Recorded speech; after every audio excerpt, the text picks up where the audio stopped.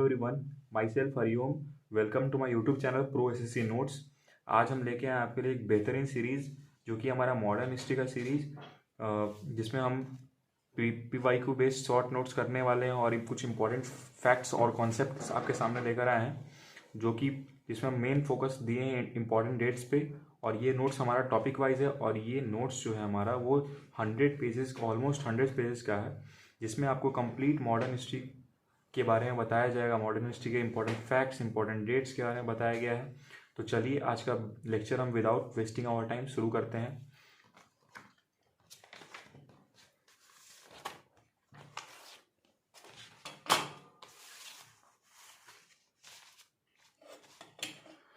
तो आज का हमारा टॉपिक है advent of Europeans. Advent of Europeans में हम लोग देखने वाले हैं कि यूरोपियंस जो है इंडिया आए, तो इंडिया क्यों आए और इंडिया आए और उस टाइम जो इंपॉर्टेंट डेट्स हैं, इंपॉर्टेंट फैक्ट्स हैं, उसके बारे में डिस्कस करेंगे। तो फर्स्ट ऑफ ऑल 1488 में बार्थोलोमे डियाज नाम का एक फर्स्ट पोर्टुगीज़ था जो कि केप ऑफ गुड होप आया था। और केप ऑफ गुड होप जो है वो साउथ अफ्रीका का सबसे साउदर्न मोस्ट पार्ट है। ध्यान रखना, केप ऑफ गुड होप कहाँ का साउदर्न मोस्ट पार्ट है? साउथ अफ्रीका का। और वहाँ तक वो आकर उसको लगा कि यहाँ पे धरती का एंड है, लेकिन असल वहाँ पे एंड नहीं था। उसको लगा कि एंड है और वहाँ से वो फिर रिटर्न बैक चला गया। फिर जस्ट उसके 10 ईयर्स बाद 1498 में वास्को डिगामा, जो कि एक पोर्तुगीज़ था, वो इंडिया आया था। बाई सी रूट से आया था। और वो कौन से रास्ते से आया था? केप ऑफ गुड होप के थ्रू आया था। और वास्को डिगामा जो है वो एक गुजराती सेलर जिसका नाम था अब्दुल माजिद। अब्दुल माजिद कौन थे? गुजराती सेलर थे, उसके साथ आया था। ठीक है। और वास्को डिगामा इंडिया में सबसे पहले कहाँ पे पहुँचा था? तो वो कैलीकट में पहुँचा था। कैलीकट जो है वो प्रेजेंट डे कहाँ पे है? केरला में है। और कैलीकट का प्रेजेंट नेम क्या है? तो इसका प्रेजेंट नेम अगर पूछेगा आपसे तो बताना कोझिकोड इसका प्रेजेंट नेम है। और वहाँ पे उस समय रूलर हुआ करते थे कैलीकट में जमोरिन, वहाँ के लोकल रूलर थे। उन्होंने वास्को डिगामा का वेलकम करा। उसके बाद नेक्स्ट पॉइंट ये है कि वास्को डिगामा जो है वो इंडिया टोटल 3 टाइम्स आए थे।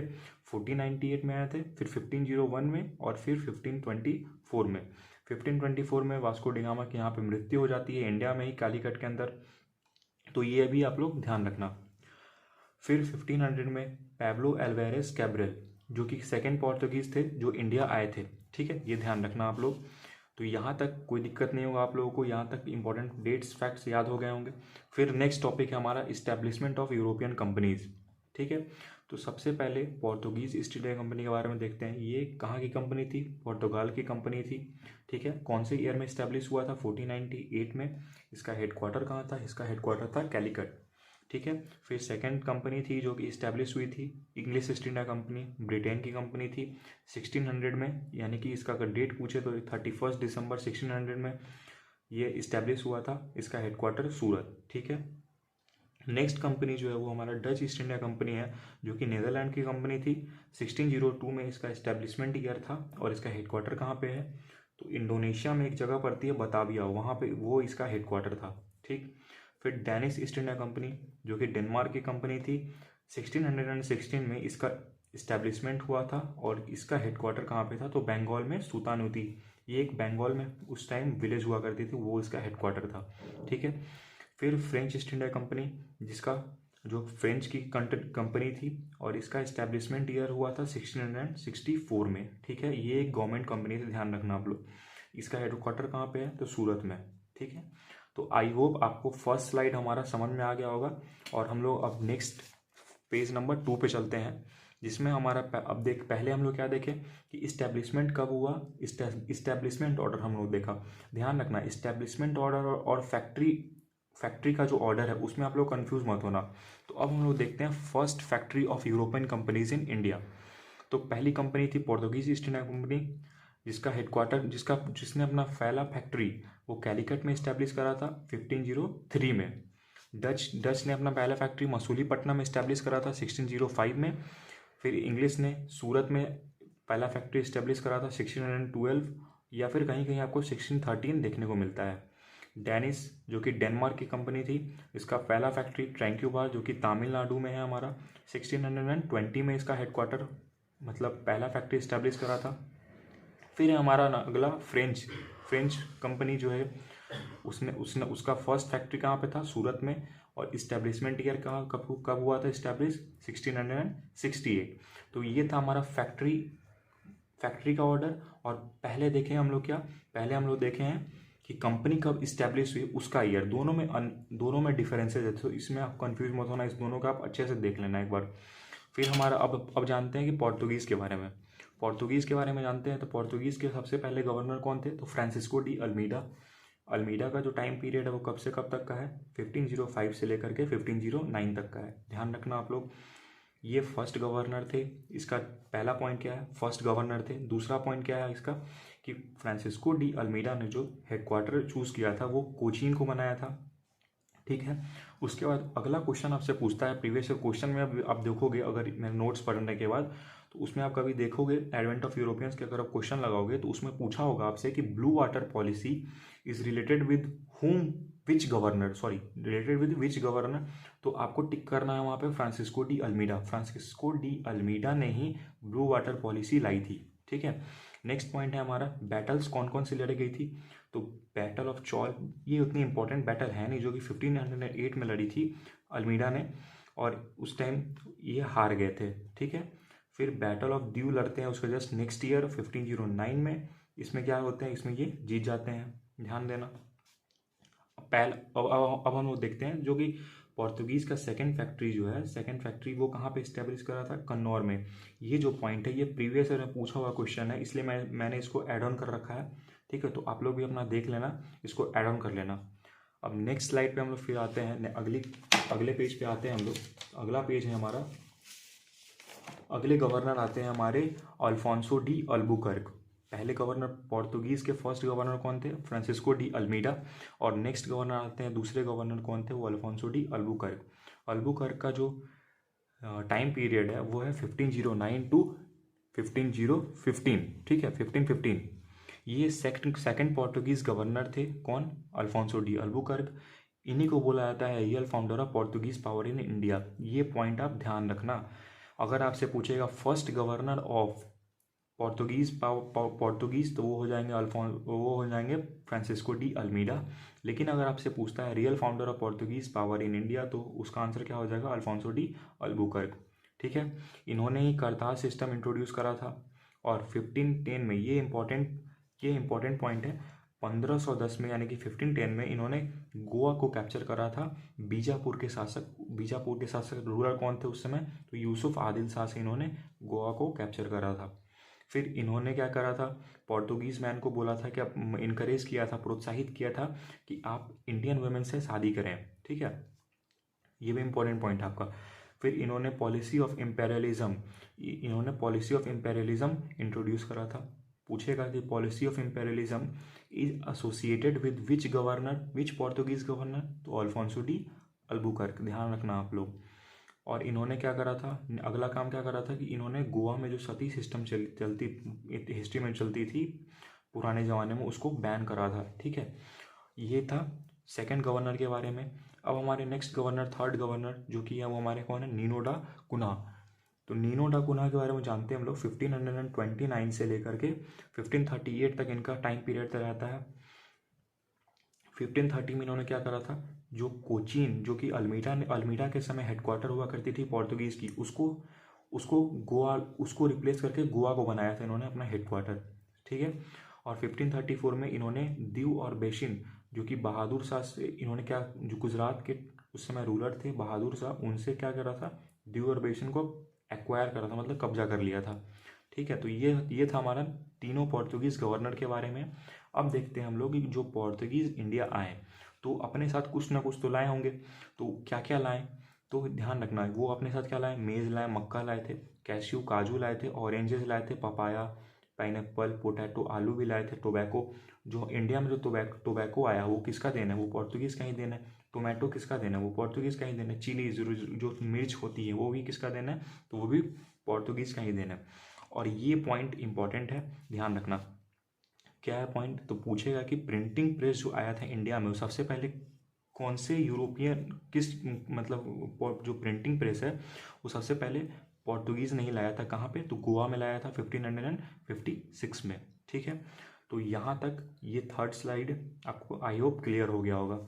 अब नेक्स्ट स्लाइड है हमारा यहाँ तक था पोर्तुगीज़ के बारे में। अब हम आते हैं डच के बारे में। ठीक है, डच ईस्ट इंडिया कंपनी के बारे में थोड़ा देख लेते हैं। तो डच जो है वो पूछेगा क्वेश्चन, ये क्वेश्चन आया हुआ क्वेश्चन है कि डच ने श्रीलंका, जो कि इसको पहले सेलोन बोलते थे, अभी भी बोलते हैं, कभी कभी देखोगे आप क्रिकेट मैच तो श्रीलंका के जर्सी पे देखना सेलोन लिखा रहता है, सेलोन टी करके। पहले, अभी है नहीं, नहीं पता नहीं, लेकिन पहले हुआ करता था। ठीक, तो डच ने एक्वायर करा था सेलोन, किससे? पोर्तुगीज से, इन 1656 में एक्वायर करा था। फिर 1759, ये इंपॉर्टेंट डेट है, इंपॉर्टेंट ईयर है, आप इसको याद करके रखना। ये बहुत इंपॉर्टेंट ईयर है 1759, जिसमें कौन सा युद्ध लड़ा गया था, कौन सा बैटल? तो बैटल ऑफ बेदारा, जिसको बैटल ऑफ चिनसुरा भी बोलते हैं, और ये लड़ा गया था ब्रिटिशर्स और डचेस के बीच में। तो इसमें क्या हुआ था, डच हार गए थे, और डच उसके बाद ब्रिटिशर्स को बेच बाच के जो भी उनके पास था उसको सब कुछ सेल करके 1825 में इंडिया छोड़ के चले गए थे। यहाँ तक क्लियर हो गया। फिर डच की पहली फैक्ट्री कहाँ पे इस्टेब्लिश करी थी? मसूलीपट्टनम में, जो कि 1605 में करी थी। फिर सेकेंड फैक्ट्री जस्ट उसके 5 साल बाद पुलिकट में 1610 में इस्टेब्लिश करी थी। तो ये था हमारा, इतना पॉइंट्स था, 3 4 5 पॉइंट्स हो गए इसके डचेस के बारे में। जो इंपॉर्टेंट पॉइंट्स हैं मैंने उन्हीं को अपने नोट्स में कवर अप करा है, और लूसेंट, मेरा नोट्स जो है आपका लूसेंट से बाहर नहीं रहेगा। लूसेंट का सारा पॉइंट्स मैंने इसमें डिस्कस कर रखे हैं, और एकदम शॉर्ट एंड सिंप्लीफाइड वे में इसमें डिस्कस है, तो ध्यान देना आप लोग। अब देखते हैं हम लोग ब्रिटिशर्स के बारे में। ब्रिटिश, तो ब्रिटिश जो है, ब्रिटिश ईस्ट इंडिया कंपनी का स्थापना मतलब इस्टेब्लिशमेंट कब हुआ था? तो 31 दिसंबर 1600 में हुआ था इसका इस्टेब्लिशमेंट। क्वीन एलिजाबेथ फर्स्ट ने इशू करा था एक चार्टर, रॉयल चार्टर इशू करा था कि ईस्ट इंडिया कंपनी को इस्टेब्लिश करने के लिए। तो पूछेगा आपसे, यही क्वेश्चन आएगा कि ईस्ट इंडिया कंपनी का जो इस्टेब्लिशमेंट हुआ था कब हुआ था? तो 31 दिसंबर 1600 में हुआ था।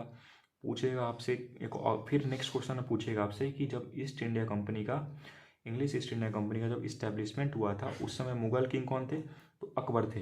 ठीक है, क्योंकि अकबर का रेन कब से कब तक था? 1556 से लेकर के 1605 तक था। तो यहाँ तक आई होप आपको क्लियर हो गया होगा। फिर 1599 में जॉन मिल्डन हॉल, ये पहले इंग्लिशमैन थे जो कि इंडिया आए थे बाई लैंड रूट के थ्रू आए थे। ओवरलैंड मतलब लैंड रूट के तहत आए थे, थ्रू आए थे। कौन? John मिल्डन hall. 1609 में कैप्टन विलियम हॉकिंस को किंग जेम्स फर्स्ट ने भेजा था जहांगीर के कोर्ट में। ठीक है, और कैप्टन विलियम हॉकिंस जो है वो इंडिया आए थे वाया सी रूट से आए थे, और वो जिस शिप से आए थे उस शिप का नाम अगर पूछेगा तो क्या बताओगे? हेक्टर। ठीक है, हेक्टर। आई होप यहाँ तक 4th स्लाइड आपको भी क्लियर हो गया होगा। नेक्स्ट स्लाइड पे आते हैं हम लोग। अगला स्लाइड है,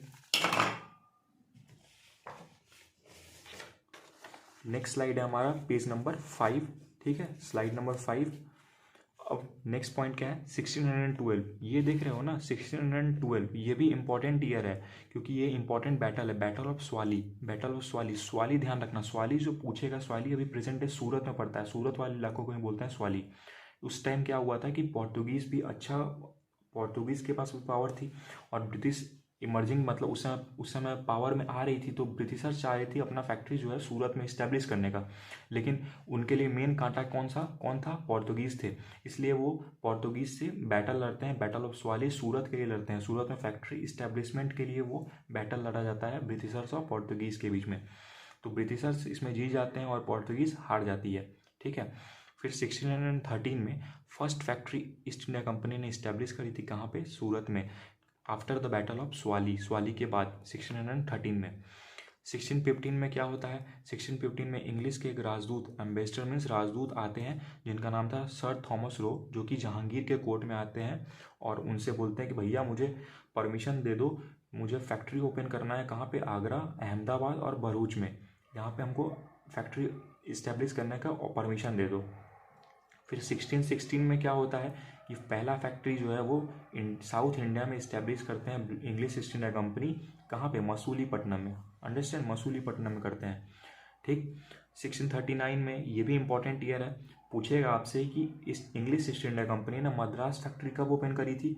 तो कब ओपन करी थी बता दो? तो 1639 में ओपन करी थी। ठीक है, और जब मद्रास फैक्ट्री ओपन हो गई थी उसके बाद मसूलीपट्टनम जो हेडक्वार्टर हुआ करता था उस समय east English east India company का, उसको रिप्लेस कर दिया था किसने, मद्रास फैक्ट्री ने।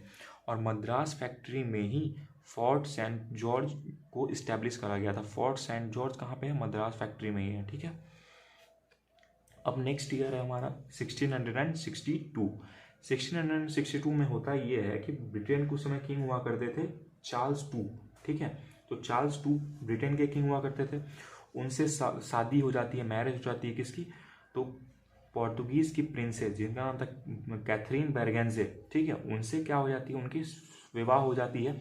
जिसके बाद ब्रिटेन के किंग चार्ल्स टू को बॉम्बे जो है, जो कि इंडिया का बॉम्बे, वो डोरी में दहेज में मिल जाता है ब्रिटेन के किंग को।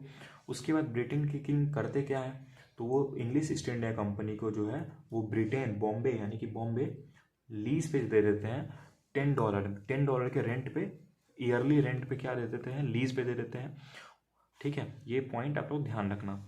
1689 में होता क्या है, 1689 में होता है कि जेरोल्ड ऑंगियर पूछ देगा आपसे कि who is the real founder of Bombay, तो वो कौन थे, जेरोल्ड ऑंगियर ने बॉम्बे को कब बसाया था, वास्तविक रूप में कब बसाया था, तो 1689 में जेरोल्ड ऑंगियर ने बॉम्बे को बसाया था, ठीक है। 1690 में होता क्या है, तो इंग्लिश ने जमींदारी जो कि 3 विलेज उस समय बंगाल की कलकत्ता के 3 विलेज जो कि सुतानुती, गोविंदपुर और कालीकता, जो कि आगे चल के क्या बन जाती है, कलकत्ता को फाउंड किसने करा था, जॉब चार्नॉक ने फाउंड करा था। ये भी इंपॉर्टेंट पॉइंट है कि हु फाउंडेड कलकत्ता, तो वह जॉब चार्नॉक, ठीक है। और कलकत्ता में ही क्या बना था, फोर्ट विलियम, जो कि आगे चल के इंग्लिश ईस्ट इंडिया कंपनी का नया हेडक्वार्टर बन जाता है। अब ध्यान देना, यहाँ पे बैटल ऑफ स्वाली वाले पॉइंट में कुछ इंपॉर्टेंट पॉइंट है जो मैंने प्रीवियस ईयर क्वेश्चन में देखा था, उसके बाद अब उसको अपने नोट्स में ऐड ऑन कर लिया था, अपने साइड में जगह छोड़ा है मैंने। तो यहाँ पे क्वेश्चन ये था, पूछा गया था कि इंग्लिश ऑफिसर, देखो ध्यान से, ये पूछा है क्वेश्चन कि स्वाली के युद्ध में, बैटल ऑफ स्वाली में जो स्वाली का जो युद्ध लड़ा गया था उसमें पोर्तुगीज़ को कौन से इंग्लिश ऑफिसर ने डिफीट कर दिया, हराया था, तो उस समय इंग्लिश ऑफिसर कौन थे, थॉमस बेस्ट थे, ठीक है। उसके बाद नेक्स्ट पॉइंट क्या है, 1633 में पहला फैक्ट्री ईस्ट कोस्ट पे इंग्लिश ईस्ट इंडिया कंपनी ने इस्टेब्लिश करा था, कहाँ पे, वो ईस्ट कोस्ट का नाम क्या है, बालासोर, ठीक है। और 1611 में देखो, आप एक पॉइंट मैंने आप भूल गया था बताना, आप कंफ्यूज मत होना, देख लो। अगर क्वेश्चन आपसे पूछेगा कि इंग्लिश ईस्ट इंडिया कंपनी की फर्स्ट टेम्पोररी फैक्ट्री कौन थी, तो ध्यान देना मसूलीपट्टनम कहाँ पड़ता है, आंध्र प्रदेश का इलाका है मसूलीपट्टनम, ठीक है। लेकिन अगर पूछेगा कि first permanent factory of English east India company, तो वो आपकी हो जाएगी सूरत, ठीक है। आई होप आपको यहाँ तक ये डाउट क्लियर हो गया होगा। अब नेक्स्ट स्लाइड पे आते हैं, ये था हमारा किसके बारे में, ये था हमारा ब्रिटिशर्स के बारे में, यानी कि ब्रिटिश के बारे में। अब जानते हैं हम लोग डैनिश, जो कि डेनमार्क के लोग को बोलते हैं डैनिश, उसके बारे में जानते हैं। तो डैनिश जो आए थे उन्होंने फर्स्ट फैक्ट्री कहाँ पे इस्टेब्लिश करी थी, ट्रैंक्यूबार के अंदर, जो कि तमिलनाडु का इलाका पड़ता है हमारा, ठीक। उसके बाद ये ज़्यादा दिन तक रहे नहीं, मतलब इन्होंने उतना, इनके बारे में उतना कुछ पढ़ना है नहीं, ये इनके बारे में कुछ ही इंपॉर्टेंट पॉइंट जानने हैं। और ये इंडिया को छोड़ के कब गए, 1845 में गए थे। जो हमारे एसएससी पॉइंट ऑफ व्यू से इंपॉर्टेंट है, मैं उन्हीं पॉइंट्स को ज़्यादा फोकस कर रहा हूँ।